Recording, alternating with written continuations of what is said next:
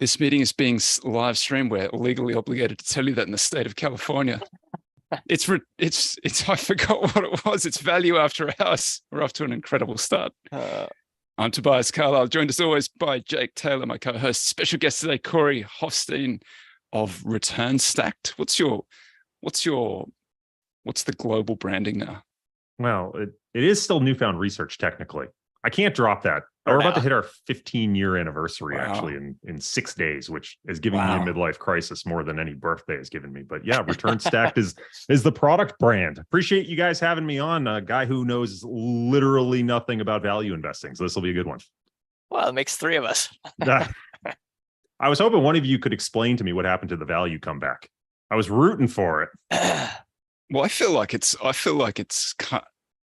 think that if I look at the outperformance, underperformance, the outperformance started on the long side. Like I had mine is muddied a little bit because it was long short, but long side started Q3 2020. So like July, August, September.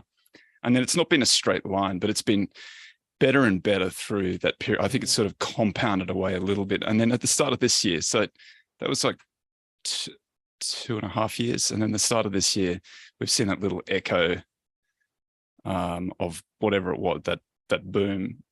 And then since a little echo, a little, I get the NASDAQ up like 40%, the Dow Jones up 5%. And I know that's like Gen Z versus boomers, like to say that, and the S&P is nice in the middle for us millennials. But I mean, that's not a little echo. No, it's been legit. It's a pretty big bounce, but it lost steam pretty quickly too. But like February to June, I said a few weeks ago, probably going to get cancelled for this, but I said it was like being back in I had the shell shock. It was tough through that period. Yeah. Well, I like Cliff Asness's take on this, which is like the value spread got so wide that you don't expect it to contract quickly or like smoothly. Like for as wide as it's gotten, it's going to take years and it's going to be a bumpy ride, and you just need to sit with it. That's what I think. That the only thing that I would say to that though is that, if you look at Wes's Alpha Architect spread as a pretty good, because Wes drills right down to EBIT EV, which is basically the thing that's driving all of my stuff. And so you look at that like every 30 minutes or 45 minutes? Refresh. To be fair, it only updates once a month. So thank God. I know that it is 6 business days after the end of the month though. So I am like every 45 minutes refreshing then. That collapsed like the month before last. That it not all the way to, when I say collapse, like it's come in a very long way. Well, June, right? June had a nice value rebound. Was it June or July? June had a nice value rebound, didn't it? Like June, value was up 16% long only value. That's right. Yeah. I mean, I don't know. I don't know the actual. I don't know the numbers, but yeah, June. It sounds good if you quote a number though, whether it's right or wrong. You sound like you know what you're talking about. February, March, April, May was a nightmare, and then June 1, it just took off like a rocket ship, and that's sort of a lot of the three. It's now outperformed for 3 years as a result of that, but that's mostly it came in June. Well, that's typically how value is, right? It's very episodic. Like I know people always talk about, you can't time markets because you miss the best days. Look how much you would have underperformed if you look at the last 20 years and missed the best 10 days. The value factor, as I've looked at least for the quantitative lens, is very similar, right? Like if you look at the aggregate performance of the factor, it happens very episodically, and it's very hard to guess when that's going to be. So you just have to structurally or strategically allocate and be frustrated 95% of the time. That's right. But do you think that's unique to value, or do you think that that's true of all of the asset? I mean, you would know better than I would because you're across more of them. What do you see in the other ones? I think there's a lot of other factors that, at least in the back tests, have much smoother, not as much brain damage. Yeah, much smoother return profiles. Even value in the back test has always been that way episodically. But I would make the argument that's probably more why I'd lean into value being a risk factor versus a behavioral premium. Like interesting. You need that risk to emerge. You need the weak hands to fold to pass the premium to the strong hands. It's got to be episodic. Versus so when you're saying the risk harvest the behavioral side maybe a little bit more continuously with other factors. When you're seeing the you're saying people tend to, I mean, one of the things that I've seen is that when people think the market's going to sell off, value, I think, sells off before the market does. So do you think, is that people getting nervous selling out of the stuff that's more cyclical in preparation? Probably. And then if you hold through that period, you do a little bit better? Probably. I mean, it all depends on how you construct value, right? Value doesn't always have to be more cyclical than that's true. Depends on the nature of how you construct. But the pure price ratio, the way Cliff would define it, just the pure price ratio, not looking at the other. The value as a philosophy, guys, would say that you should count all of the other quality balance sheet, like the Graham and Dodd, Buffett style guys would say, look beyond just the pure price ratio. And so the academic value guys would say, well, we include those things too, but we don't call those value. We call them quality. We call them whatever else. Yeah. So I've got some sort of philosophical bullshit about this that I'm happy to spin on about. This is a podcast, sir. Yeah. This is exactly when you discuss it. This is the exact right forum for some philosophical bullshit. Well, I mean, so you were mentioning you tend to see value sell off before a recession, and there's a lot of discussion. And again, I come for the more pure quantitative side, like about quantitative factors in the economic cycle and when they should do well and when they shouldn't do well. And I have this view of like, if you know which factors are going to do well in which parts of the cycle, like if you know value always does well coming out of the cycle or whatever, whenever it is. Out of the bottom, yeah, I would say. If you believe markets are efficient, which I guess if you believe in factors, unless they're pure risk factors, like behavioral factors, clearly the market's not efficient. But if you believe the market's reasonably efficient and you know with certainty when these factors should do well in the cycle, then predicting the cycle itself should almost be impossible. You shouldn't be able to predict the cycle with great certainty, because if you could create a very profitable timing strategy. On the other hand, if you think that you can predict the cycle with a great degree of accuracy and you believe the market's pretty efficient, then you shouldn't be able to know which factors will do well in which part of the cycle, because again, that would allow you to create a timing strategy. So I don't, and I believe the market is generally pretty efficient, right? Doesn't mean that over the long run, value can't deliver you a risk premium, or there aren't certain behavioral, low sharp strategies that can deliver you a potential opportunity for excess returns. I certainly believe that. But generally speaking, I think it's pretty efficient. So when I hear people talk about something does well in a certain part of the cycle, pre-recession, expansion, contraction, whatever it is, I tend to say like, well, I'm not sure that actually holds up historically, or I can rely on it with a good degree of confidence going forward. The only thing I would say is that you're looking a little bit, you see the sell-off in value, and you wouldn't necessarily say, well, that means that there's a recession coming. But if then a recession and the sort of associated stock market crash does then follow, I would say that pretty consistently value is a good bounce out of the bottom, but then you would say, well, you can't predict where the bottom is. Yeah, but is that just because it's higher beta? Or do you think that's something intrinsic to it being value? I think yeah. You go. Sorry, JT. Well, I was just going to say that, I think there's a bit of a binary effect here where a lot of these companies appear to be existentially threatened in severe economic hardship. And when you go from 0 to 1 of no longer, existentially threatened, I think there's a lot of return there. Yep. And so if you're able to capture that somehow, I think that might explain why a lot of it is so punctuated. I can buy that. You can sort of talk about the equity having a convex payoff profile. And as you get further away from default, right, that's going to get, if you're buying near default and then you get further away from default, there's a convex return profile there. Right. I agree with you, though, that I would not have much confidence in being able to time either the cycle or the economic cycle or the profile of companies that tend to do better or worse in different sections of that. I think that the market would figure that out and for whatever reason, price it out eventually. So it should come as no surprise, like a lot of the index providers who provide some of these factor strategies that go into ETFs, then the natural progression is like you provide the building blocks, then you provide the strategies around the building blocks. And they all came up with sort of like factor timing stuff. And a lot of them came up with white papers around timing regarding market cycles. And they define those market cycles typically with different economic indicators that you could go back and test. So you can back test these concepts. And every single one I've looked at right? The backtest profile is absurd. They perfectly time when to go into these. It absolutely kills it. And one of the tests that I do as a quant whenever I see something like that is I say, well, how much is this strategy an outlier? Like, let me assume I'm going to use their economic indicator, but what I'm going to do is I'm just going to randomly choose which factors go into which part of the cycle. So let's say there's 4 parts of the cycle. I just randomly choose which factors go into each. I backtest that. And then I'll do it again with a new basket, randomly choosing. And I'll do it 100,000 times, just coming up with random samples. And then I'll say the one they chose, how does that perform relative to the distribution of all these random ones?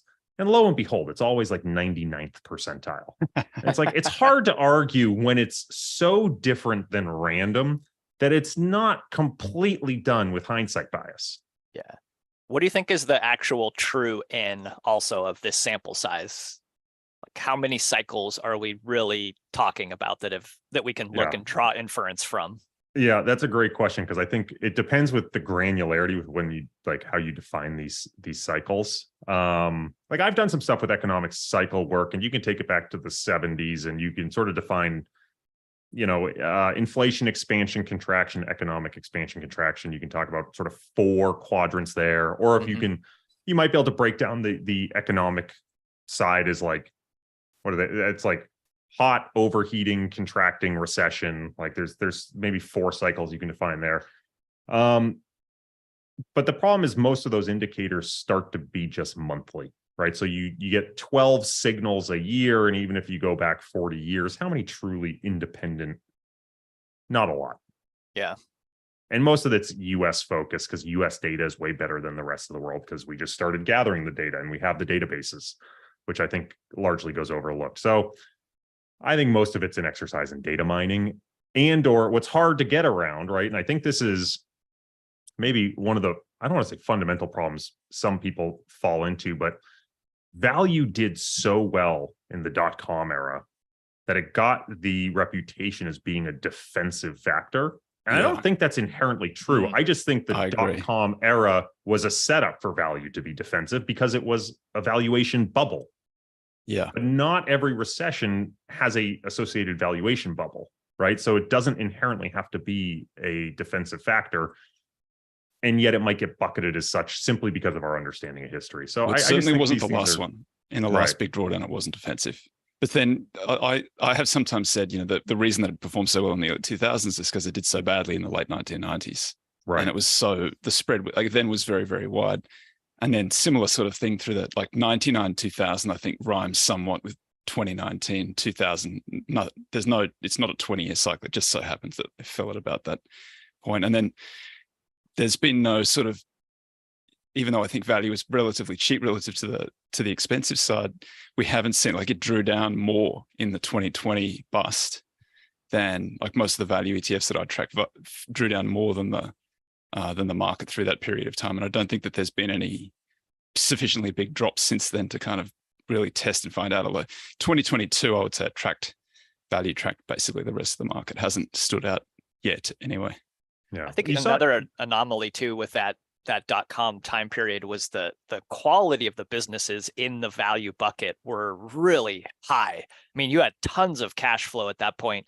ROEs of that worst decile, cheapest decile, were higher than the best or top 10 most expensive version. So that's a very, very rare setup where you get both really cheap and also pretty good companies in there. And that, I don't think we've really seen that since. Yeah, I mean, my recollection, you talk about, and again, like, this is one of those great examples of like statistical time versus behavioral time, which I stole from Cliff Asness, in this idea of like, I can look at a chart and be like, statistically, like, this is a small blip, it's an anomaly. Behaviorally, living through that is so hard. So to your point, Toby, which, like, I think Coca-Cola is a great example. I mean, Coca-Cola peaked in like June 1998 and then went on to have like a 50% drawdown to 2003. Like, and I don't think that was a company. I have to go back and look at the valuations, but my recollection is like Coca-Cola was not massively overvalued in 1998. It was pretty stretched. It was like a 60 This is why I can't be a value guy. Yeah, it was. Was it really a 60 PE? I think so. Yeah. Oh, wow. Yeah, I think through that late 1990s is often, people remember it as a dot-com bubble, but as it was as much a large growth bubble as it was anything else. Because if you look at, and I did this exercise in about 2015, I was buying a lot of leaps in 2015 because there are a lot of these really old, like Walmart and Microsoft, and I don't think I looked at Coke, but there are a few of those names like that. The underlying fundamentals were great. They were still growing roughly like the way that they had been into the late 19 into that bust, but they've been so expensive that it took them 10 or 15 years to work off the overvaluation. So the stock prices were all flat for these giant companies, and so there was no vol in the leaps either. So the leaps were cheap and the companies were cheap. And I distinctly remember buying them in 2015, thinking, I've only got 2 years for these leaps to run. I hope that's enough time for these things to come back to life, because they haven't done anything for 15. Yeah. They did come back to life then, and I wish I'd bought more, but those things happen. That was pretty smart. I think. Yeah, how come you didn't tell me? Yeah, we Where were was the definitely call, man? friends back then.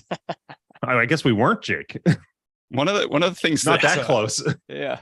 One of the things that I learned from you, Corey, that I was very grateful for, was that the timing luck idea, which is one of the problems with any back test, that, and no matter how careful you are, if you're whenever you're rebalancing, I mean, in quantitative value, we did a year-end, we did a mid-year rebalance using year-end data. So it was 6 months of data, 6-month lag. So most of that data should have been in the public domain by the time we traded.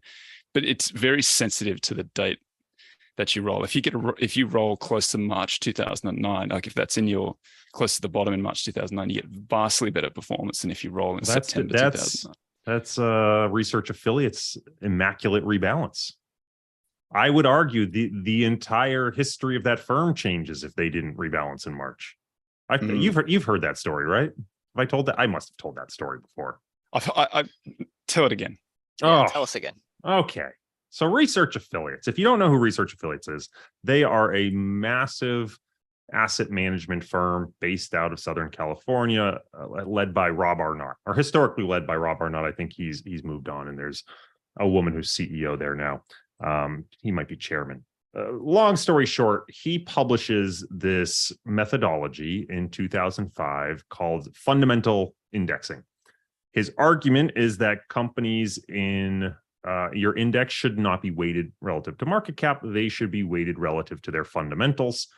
And he publishes this whole index methodology and says he's revolutionizing indices. There's a very funny debate between him and Cliff Asness at this time, because what Cliff points out is all this is a value tilt. And Rob refuses to acknowledge it, and refused to acknowledge it for like a decade. You can't get the trademark on value tilt. You got to get fundamental indexes. Anyway, so he publishes this concept. It's basically a glorified value tilt. And in the index, he arbitrarily chooses to rebalance every March, and he rebalances once a year. And so coming out of 2009, he rebalanced March 2009 and outperformed the benchmark by a ridiculous amount. You can actually look at this. There's an ETF that was around at the time tracking his index. I believe the ticker is PRF. I believe it's an Invesco ETF, if I'm not mistaken, RAFI 1000. And you will see the relative performance to the S&P 500 is ridiculous. I think it's like an extra 1,500 basis points in 2009. And then since then has had the usual value struggles. Now, what happened in 2010 is that some researchers from Robeco in the Netherlands, David Blitz and Pim van Vliet, and I'm blanking on the third gentleman, my apologies, wrote a paper that said, well, that's interesting, but what happens if you take that same index methodology and instead of rebalancing in March, you rebalanced every June, or you rebalanced every December or September? And so they actually ran those counterfactuals. And what they found was that if instead of rebalancing in June, Rob had arbitrarily chosen to rebalance in September, he actually would have underperformed the S&P 500 in 2009. Wow. Right. So you go from like outperforming by 10 percentage points plus to underperforming the market using an identical methodology, just rebalanced at a different point in the year. Now, to RAFI's credit, and they were using FTSE, I believe, as their index publisher at the time. FTSE, RAFI worked together, and implemented what the paper suggested, which was to do these overlapping portfolios, which would basically take some of the timing risk out. Yeah, to think of it in a simple way, it's to say, look, you want to rebalance once a year, that's fine. Pretend like you've got 4 managers. One of them will rebalance in March, one will do June, one will do September, one will do December, and give a quarter of your money to each, and then keep rebalancing across each of them. And what that'll do is that'll get rid of the timing luck. This has become I wouldn't even call it a passion of mine anymore. I'd probably call it an obsession, like to the point it's a little deranged how much I care about yeah, it's a religion for me. Like I'm starting a cult around it. But right, so Rafi goes on, and this lives on forever in their track record. Like it's not like they restated their track record to say, actually, we shouldn't have outperformed by that much. It should have been less. And of course, they raised an absurd amount of money. And that's history, right? And you go and you say, okay, like an active manager got very lucky, but I want to point out like the benchmarks that everyone uses. Like Toby, you get benchmarked to the Russell 1000 value, I'm sure, or the Russell 2000 value. Those rebalance once a year. Who's to say that that index didn't get absurdly lucky when it rebalanced? It's a horrible metric. And yet we use it as an entire industry. So I'm going to stop because I will literally just keep talking for the rest of the hour about what's this. The solution to it? You can either do the 4 overlapping portfolios or just rebalance more often. So those are different solutions, right? So what I would argue is when you have a alpha signal, right? So call it value, you generally have an idea as to what the decay cycle of that alpha signal is. What do I mean by that? Momentum. When you trade momentum signals are very fast. It's a high turnover signal. So you need to rebalance that very frequently, versus value tends to be reasonably slow. And when you take T costs into account, transaction and trading costs, like you probably don't want to refresh your value portfolio every day necessarily. Like you wouldn't want to trade it every day. You might want to you might only want to update it every 6 months or every 12 months to avoid noise trades at the fringes. So what you first want to do is figure out what is the right rebalance frequency to sort of maximize the horizon over which your alpha has predictive efficacy, and you can still overcome T costs. And then once that is set, so say you think the optimal rebalance frequency for value is every 6 months, what you would then do is say, okay, now how do I break up that rebalance schedule? So instead of just January and June, I might be also February and July and March and August. And you keep breaking it into as many sort of sub-schedules as you can that are equally spaced apart. Ideally, you do that as much as possible. Like quants like AQR, for example, will take that and do it daily, right? So they're incrementally, they're just trading some increment of. They are trading a very small part of the portfolio every day, right? So you could argue if you're rebalancing once every 6 months, you basically want to rebalance 250 seconds of your portfolio every day. It's a small amount, and it's probably not feasible for most people at home, but it would be the equivalent of saying, like, if you're doing this at home and you think it's every 6 months, every month you should turn over 1/6 of your portfolio. Like rebalance 1/6 of it, keep the other 5/6 constant. That's if you're taking a quantitative approach, because there are some people who listen to this who are just value guys who are like, why don't I just sell it when it gets overvalued? Which is also, and you can do that as well, right? Absolutely. So the quantitative, right? So the way I would say that is like, when I go to turn over that part of my portfolio, it's not like I'm just selling everything indiscriminately. I'm looking at what's like, there's going to be things that stay there. It's just that is the proportion of the portfolio that I'm looking at. And those holdings have been there for 6 months, and it's time for me to refresh whether those holdings should still be there or whether I should get rid of them. Now, to your point, Toby, like I could buy something and a month later, it could be massively overvalued. And like, I might just do I just hold it for another 6 months? Like that's where the nuance and subtlety comes in. Whatever you do will be the wrong thing to have done. If you sell 100%. it goes on for a multi-decade run. If you don't sell it, it returns to where it was. Spot on. So what is your two things? You've got a return stacked bond and managed futures ETF RSBT. What does RSBT do? Yeah. So I'm going to back up for a second and just sort of give a little bit of background. So I am CIO of Newfound Research. We're a quantitative investment firm. Most of my career, I've been focusing on alternatives. And I have mostly work in the advisor channel. So I'll make my strategies available via separately managed accounts or mutual funds or ETFs and try to convince financial advisors why alternatives are good for their clients. And if you know anything about alternative investing over the last decade, it's kind of been like value investing, where it's just sucked. And you can make all the arguments you want, but it's just really hard for people to hold on to some of that stuff after a while behaviorally. And I got to the end of maybe 2020, and I was just sort of like banging my head on the wall and saying, like, why?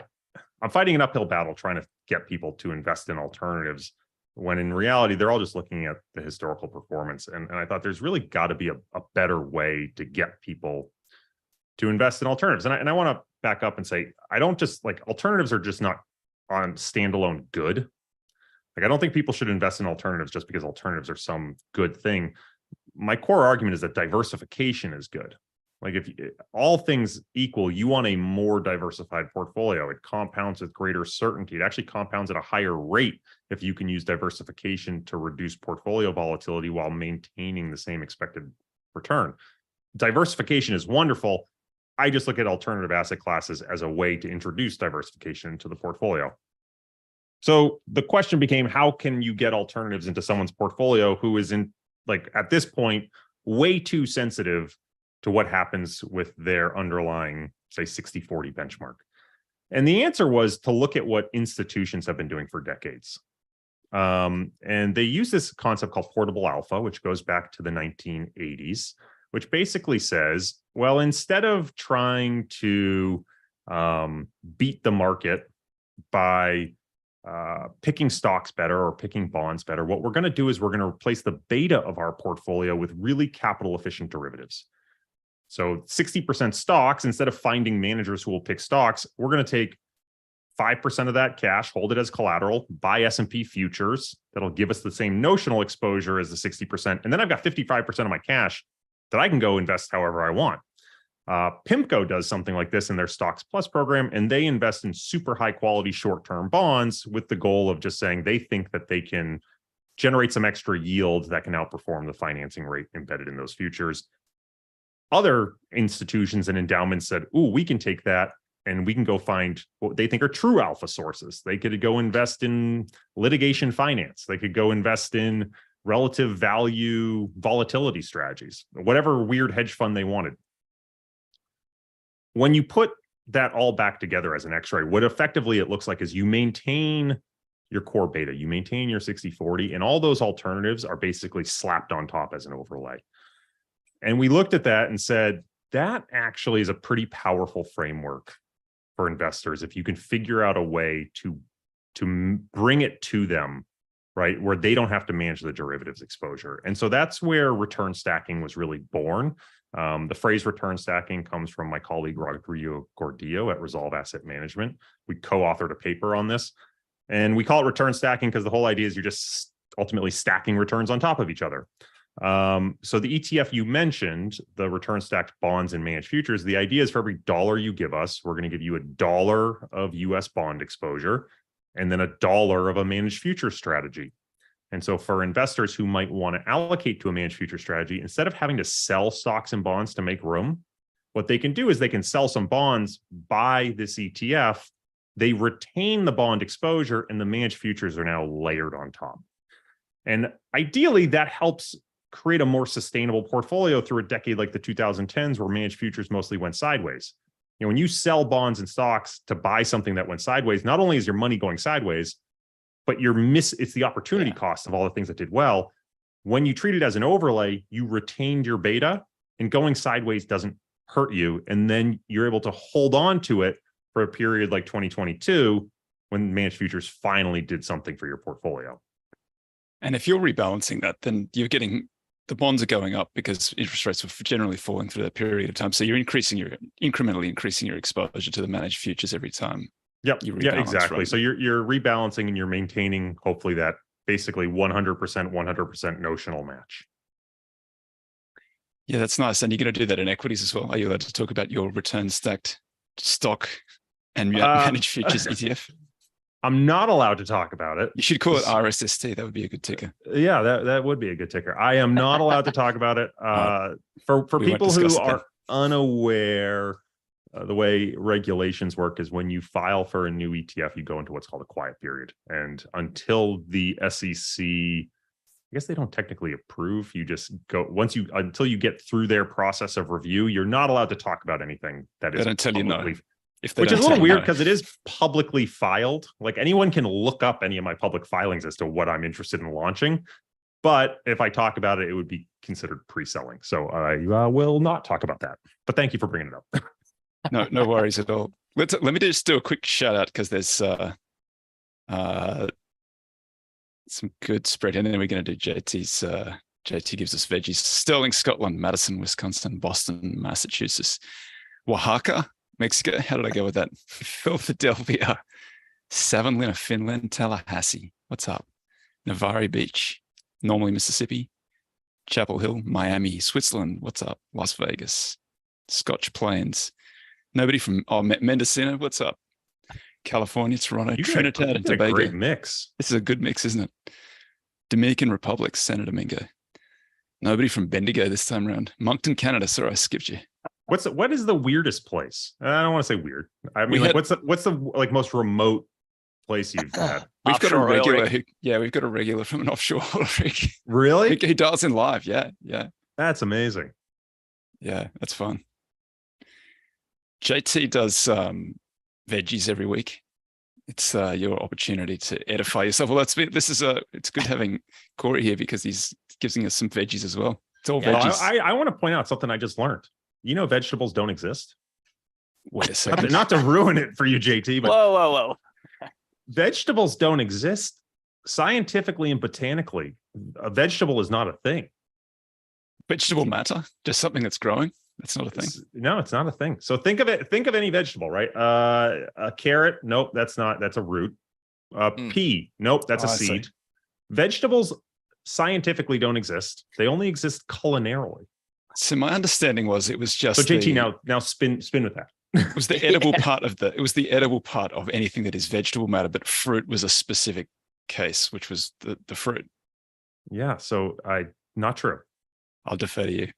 This is all beyond my pay grade. Those are my vegetables for the day. On to you, JT. That's great. My kids will be so excited to hear that. Yeah. You don't have to eat it because they're not real. So we are going to be talking about the SS Eastland, and I changed my background as a little foreshadowing, but everybody knows the story of the Titanic. And, in 1912, it hits an iceberg crossing the Atlantic, sinks to a watery grave. More than 1,500 people perish. About 700 of those were crew members. But there's another sunken ship that actually killed even more passengers than the Titanic. And so on the morning of July 24th, 1915, the passengers began boarding the SS Eastland on the south bank of the Chicago River, downtown Chicago. And it was a cargo ship that had been converted into a passenger ship, and it was, shuttle people around the Great Lakes. And the ship quickly reached its capacity of 2,500 plus people, and many of the passengers were standing around up on the upper deck, and the ship began to list slightly to the port side, which is away from the wharf. And the crew attempted to stabilize the ship by pumping water into the ballast tanks, but to little avail. And at 7:28 a.m., the Eastland lurched sharply to port and then rolled completely onto the port side. And it came to rest on the river bottom, which is only 20 feet, 6 meters for our non-US, below the surface. And barely half of the vessel was even submerged. But many of the passengers had already moved below deck. And so hundreds were trapped inside by the water and the sudden rollover, and some were crushed by heavy furniture or all kinds of stuff falling over. And the ship, even though it was only 20 feet from the wharf, and there was a nearby vessel that responded quickly, and people were able to jump off onto this other ship. 844 people ended up, and 4 crew members ended up dying. So which ended up being more passengers than the Titanic even. And they're related in a very instructive way. So the Federal Seamen's Act, hold your jokes, was passed in 1915 following the Titanic disaster that had happened 3 years earlier.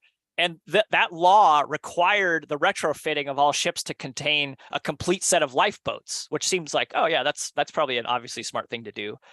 However, and one of the boats that was retrofitted was the SS Eastland. And the problem was that these additional lifeboats made an already top-heavy boat even more prone to listing, and that extra weight topside contributed to the ship tipping over and killing more passengers than the Titanic. So, investors, I think, often suffer from kind of a similar fate here, where, they get burned by something, or they're like the general who was fighting the last war. It's the cat that sits on the hot stove and they swear off of it, but then they'll also never sit on the cold stove again. And it's often that a very otherwise healthy risk appetite can be ruined even for a generation of investors who get burned by this. So let's turn our attention a little bit now to what this bigger idea of this law of unintended consequences, because that's really what we're talking about here. And there are three kinds of unintended consequences. You have the unexpected drawback, which is a detriment that occurs in addition to the desired effect. You have a perverse result, which is actually, an intended solution that makes the problem worse. In the SS Eastland case, the goal was saving lives and it ended up taking lives. And if, by the way, if you want a master's course in negative unintended consequences, I would suggest reading Henry Hazlitt's Economics in One Lesson. It's the first edition was published in 1946, and it's still as relevant today as ever. And then lastly, the third version of unintended consequences are positive unanticipated outcomes. So this now brings us to Friedrich Hayek. And in Hayek, he wrote this 1945 landmark article called The Use of Knowledge in Society. And he argues that a centrally planned economy can never match the efficiency of an open market, because what is known by a single agent is only a small fraction of the sum total of knowledge that's held by all the members of society. And this knowledge is unevenly distributed. Therefore, decisions are best made by those with the local knowledge rather than by some central authority. And a decentralized economy then it complements this dispersed nature of information. And Hayek was awarded a Nobel Prize in economics largely for this insight. And the counterexample is always like, the Soviets, when they tried to administer uncertainty out of existence through government fiat and planning, they ended up choking off social and economic progress. And they were missing that spontaneous order, that actually positive unintended consequence that comes out of a free market. And just as a kind of a fun side note, Jimmy Wales, who was the founder of Wikipedia, he cites The Use of Knowledge in Society, that article by Hayek, which he read as an undergraduate student, as is really central to his thinking about how he designed and managed Wikipedia. So although no one plans it, there's these positive expected outcomes that happen from free markets, from the invisible hand. And so that unfettered price change behavior is what creates the feedback loops that to me is actually like kind of a wonder of the world that actually works. I'm continually amazed by that.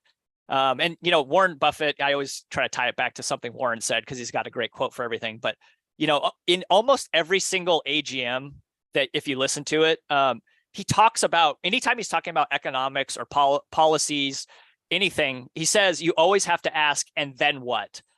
So I would encourage, like, when you ask yourself, and then what, think about both positive and negative unintended consequences. And, perhaps something as simple and as seemingly smart as requiring lifeboats to rescue people could end up with deadly unintended consequences.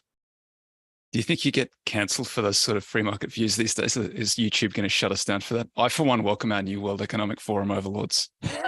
Eat the bugs, Toby. I don't know. So if they do, then cancel me. It's fine.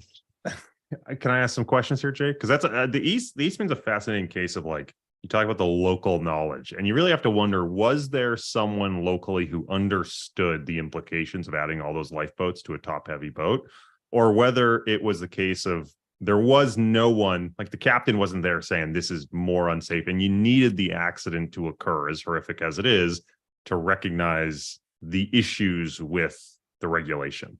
No, people knew about it, and they were arguing against the bill being passed for that exact reason. And then it went on to happen. So, okay, then. Yeah. Speaking of the Fed, How do you like the chances of a 10-3 inversion, Corey, as a quant? Do you look at that at all? Not enough ends? I don't look at it. It doesn't Ignore particularly it.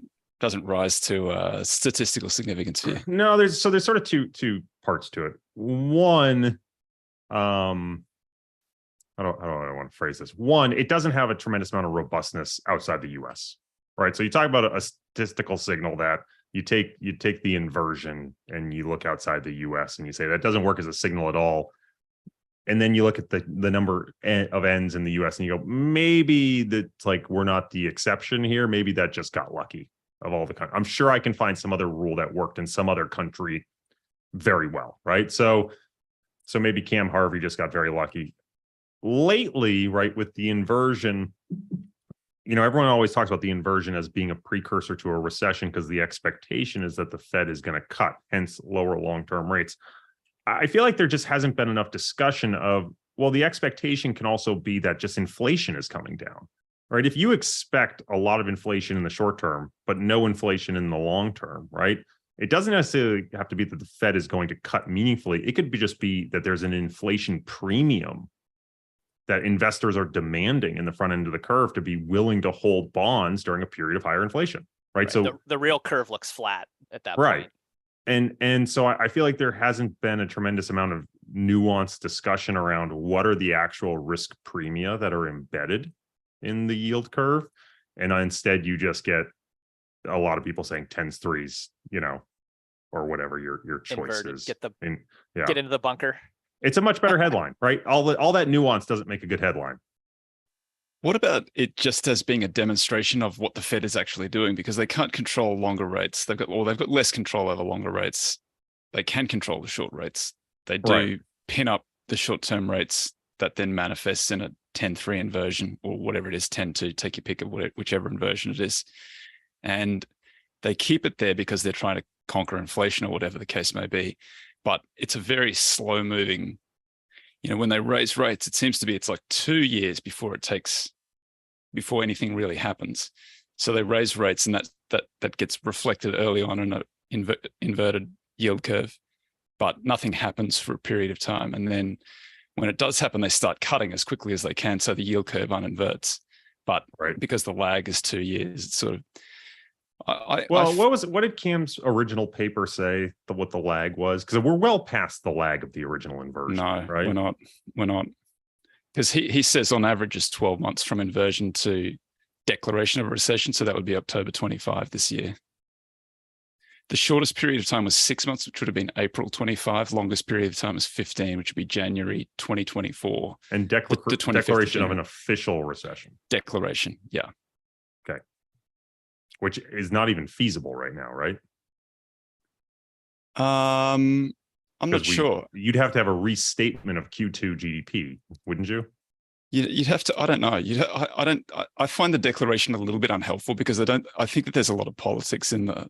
I don't think it's a purely statistical quantitative measure. We're currently in the largest earnings recession outside of a declared recession. Now you could say that maybe that's some weird effects of. All right, so lay that out for me, because aren't we seeing one of the greatest numbers of positive earnings surprises? But that's just sandbag and then come in over the top. Yeah, I mean perhaps, but you've seen a massive comeback in earnings expectations, right? Like I think I'd have to look at the earnings growth charts, but you saw a big dip and it's still in an ascension. Like the rate of change is still positive for earnings, right? I don't know. I'm not sure. The last, I don't know either. The last thing that I saw was just that the last earnings number was off 9% from the peak. All right, which is big. Like that's a pretty big drawdown. That's a big expansion. I literally have my Bloomberg open right now. I'm sure I can try to find the answer. Yeah, pull it up. Yeah, the hive mind, I'm sure can help. Yeah. When you look at the way that strategies work in other countries, I mean, it's been one of the, Japan, for example, has always defied on momentum. And I know that Cliff Asness wrote a paper about it, like why does momentum not work in Japan? I don't know how long ago that came out, now 10 or 15 years probably. You familiar with that paper? Yeah. It's been a while since I've read it. I think you just said it was the statistical anomaly. Yeah. Look, at a certain point, like the way you can find a positive statistical anomaly, you can find a negative statistical anomaly. Yeah. Right. Like you test enough things, it's bound to not work somewhere. For the same reason, if you test enough things, you're bound to find something that works. Like statistics work both ways. So I'm just all right. So this might be wrong, but I'm looking at earnings per share of the S&P 500. The trough was July. Well, hold on. Yeah, it troughed July 2023, and has since been marching back up through August. That must be expected. What is that they're measuring there? I have to look at the description of this exact measure. This is the best EPS on Bloomberg. But I think this is as reported. Anyway. I don't know. Like listen, everyone is going to skew. I'm not. I went back. Let me go back. Let me rewind. Let me replay some of the things I've said, because I said coming out of COVID, and this might just be my 2008 over indexing. We have to experience a real recession, right? If you're telling me that we can have the threat of a massive economic contraction and we can have stimulus via monetary and fiscal policy, and we don't suffer a massive real contraction. Now, that doesn't mean nominal growth can't be positive. Real economic growth has to be negative. If we don't have that, either shallow over a long period of time or acute over a short period of time, you've basically eliminated economic risk. Yeah, you've basically said that the government can get rid of the left tail. In which case, if we actually believe that, I would argue stock prices should be substantially higher because they have substantially less risk, and therefore they should have much less of a risk premium. Right? You should run with more leverage too as a result. Absolutely. And then that increases your risk. So aggregate valuation ratios should go way up. I sit there and I go, again, and maybe like 2008, there was an argument that we exported a lot of the recession pain elsewhere. Maybe we've managed to export some of our economic contraction and inflation elsewhere. Well, who knows? History isn't fully written yet. But I am ultimately confounded. So when I say maybe we're not going to have a recession, I was all on board that if we don't have a recession, my fundamental understanding of asset pricing is totally broken. So I'm incredibly confused. Now, that hasn't influenced the way I manage money in particularly, but from a philosophical perspective, none of this makes any sense to me. Well, layer on top of that too, everything was just cranking for U.S. business. You had profit margins as high as ever, corporate tax rates about as low as they've ever been. Employees share wages of the pie, has been very small. A lot of bargaining power for corporations versus their employees. Interest rates super low, so debt is super cheap. I mean, every single thing that you had going for you to really push the price of a company up happened and was there. Can you do that all over again for the next 10 years? I'm a little skeptical of that. Well, and I think you're starting to see, and this isn't a novel view, but the debt refinancing cycle could get pretty ugly. And I think in particular in the small cap space where earnings are substantially lower and there's a lot less bargaining power on the debt side. I am sure that there will be careers made with value managers in the small cap space over the next decade, because I have to imagine there is just going to be a lot of rubble to pick through in the refinancing debacle that'll happen. But I'm not sure it really matters. I'm not sure Disney gives a shit, right? The ability for them to raise capital and the amount of pensions and institutions and retirees who are always going to buy Disney bonds, the demand is there. So I'm not sure they're you look at the long end of the yield curve, how much has it really gone up versus the ZERP environment? Not for the big companies. I saw one chart that showed interest expense has only gone up for small cap companies. Right. No one else has really suffered, this kind of a reset in a rate environment. So I think until you see, and I guess, all right, so Toby, to go back to your inversion question, tens twos or tens threes, are you going to see an actual steepening of the curve from the back end, or is the back end just going to stay where it is and the front end's coming back down? Yeah, I mean, that's how everyone's betting, know. right? I mean, that's I don't know. But I sort of tend to think that there's a Fed looking at inflation, eyeballing it, trying to like land the shuttle on the moon or whatever they're trying to do. They're, you know, without instruments, and so they're going to keep on raising until something breaks, which will be probably office breaks, and then all of the equity and the debt in there, which then bleeds into regional banks. And that, I think it looks something like that. But that probably means they've got to pull the front end down, which means rates come down. I don't think. You mean like commercial real estate will be the tipping point, you think? Yeah, office, commercial. Office as the subset of commercial, and then that hurts regional banks because they've got all the exposure to that stuff. I was just talking with a buddy yesterday about that with the office space, and so many people not going back to work. How do you repurpose all that downtown office space? Right? You've got 60 stories that can't be turned residential because they're not structured for it. They don't have the plumbing. What are you going to do? Like put a restaurant on each floor? Like, what do you do with these buildings other than wait for the person who owns it to default, destroy them, and rebuild them as residential? But if there's no jobs in the cities anymore, what are people living there for, other than just they like the urban life? It's an interesting conundrum. Yeah. You can get a little I said I'd buy an entire floor. I'll buy an entire commercial floor and live there. Right? Like I'll turn that into residential.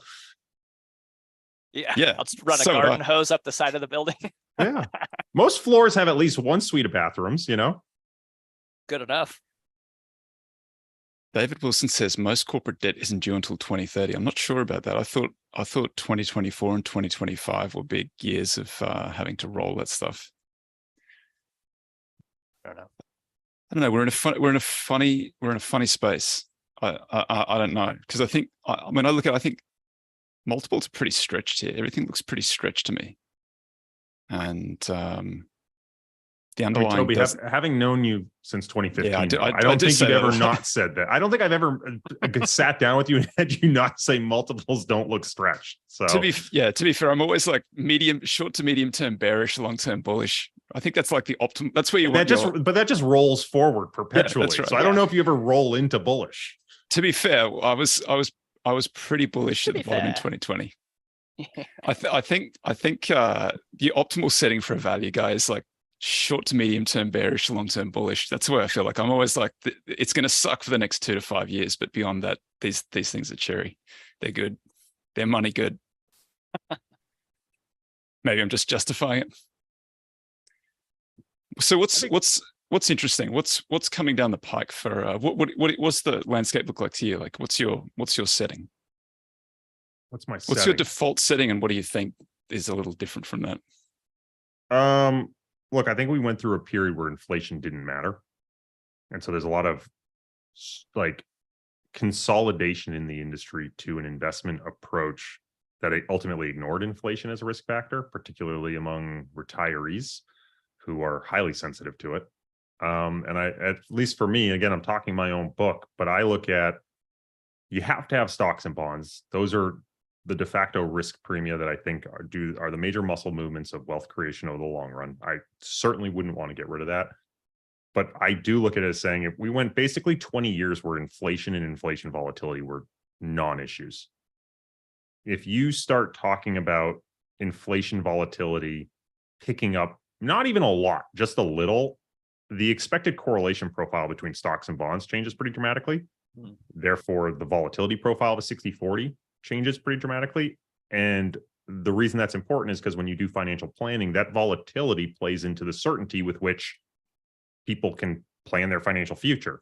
So you have to suddenly say, well, that 60-40 investor might actually have to be more like less aggressive because they need to bring the volatility profile down. So maybe they should really be 50-50 or 40-60. Or you need to find other ways to bring commodities or some, I don't know, inflation swaps, greater reliance on tips, whatever, managed futures is obviously my preference, into the portfolio as a third leg of the stool to help manage some of that inflation risk. But I think we've seen like the competitive pressures in this industry. When you have 20 years of something not mattering, The only people who survived at the end of those 20 years are the people who got rid of that thing. And so from a like hedge management perspective, I think we're massively, just as an industry, when I talk to advisors and I look at their book of business, like they're very sensitive to inflation risk. And I think we're just starting to turn the corner of whether, if it does continue to matter, start to see some meaningful allocation shifts as to how those portfolios have to be built. You mean sensitive? I think you're right, Corey. Sorry, Jesse. And the maybe if it's even longer than that, and it's really been since the early 80s, a one-way interest rate bet that has been made and if you made the right bet over that time period, you survived and looked like a genius. And especially if maybe you levered it up a little bit along the way. But I'm not sure how that looks for the next 40 years. Yeah, I mean, I think the question I always like to ask myself philosophically is like, if I had to put this away and never touch it, right, what does that portfolio look like? Well, I think most people would agree that portfolio is going to look substantially different. And then people go, yeah, but that's not realistic. I can touch it. And then I go, okay, how good is your ability to time the market? Because that's effectively what you're saying when you're saying I can touch it, you know? And most people don't have a very good ability to time the market. So wouldn't you rather default to a diversified portfolio, which, by the way, the more diversified your portfolio is, the higher the hurdle rate is for timing decisions to add value. So I just think from that perspective, like, again, I recognize advisors run a business, but their revenue is directly tied to the revenue weighted average allocation of their clients. The more volatile that asset allocation is of their clients, the more volatile the advisor's revenue is. And so I think it's in everyone's interest, from the client whose financial plan is trying to be locked in, as well as the advisor who ultimately generates revenue from the client's assets. The more diversified that portfolio is, the more resilient it is to different economic environments. Again, if we think inflation volatility is a potential risk over the next decade plus, or certainly just more of a risk than it's been over the last 20 years realized, I think you have to start to see a shift in how portfolios are being built. Nobody wants to drive around with the brakes on, though. That's kind of and again, that's so not to again talk my own book, but that's why I'm trying to make ways in which these things can be overlaid, instead of, so you don't have to sell your stocks and bonds, right? And have the brakes on at all times. You can, add a third leg of the stool that is an overlay to the portfolio and hopefully have some positive influence over the long run. The other way, by the way, like I talk about overlays all the time. Like when you talk about a value tilt, someone being a value investor, like that is inherently a long short overlay on an equity benchmark. Like it's not explicitly traded as an overlay, but you can disentangle those things and say, I own US equities. I implicitly short all this stuff I don't want to own. I'm extra long this stuff I do want to own. That thing can be looked at in isolation. Those are the active decisions you're making as a value manager. Like that is an overlay. And you can look at how that thing has historically done during periods of inflation, right? There's some people who argue that value is an inflation hedge. I don't particularly ascribe to that theory, but it's debatable. Yeah, I'm not sure what the answer is there either. I've looked at them through inflationary periods, and I think it's worked, but I've never done it explicitly backing out. Well, I think you have a lot of people who say value is a low duration compared to growth, right? So if you're long value, implicitly short growth, you've got a negative, or you get a negative duration bet when they go, if inflation rates are going to go up, isn't that the bet you want? I'm probably going to get crucified for this on a value podcast. I don't think that's true. I know everyone says value is short duration and growth is long duration because of the earnings, and it sounds really good. There is zero evidence academically that the long short value factor has any relationship with rates. Yeah, it makes so much sense to me as a story, but there's no evidence for it. I think Cliff had a pretty good. Cliff's colleagues had a pretty good close look at it, and then Cliff said he was going to brute force some answer, but didn't ever actually get around to doing that.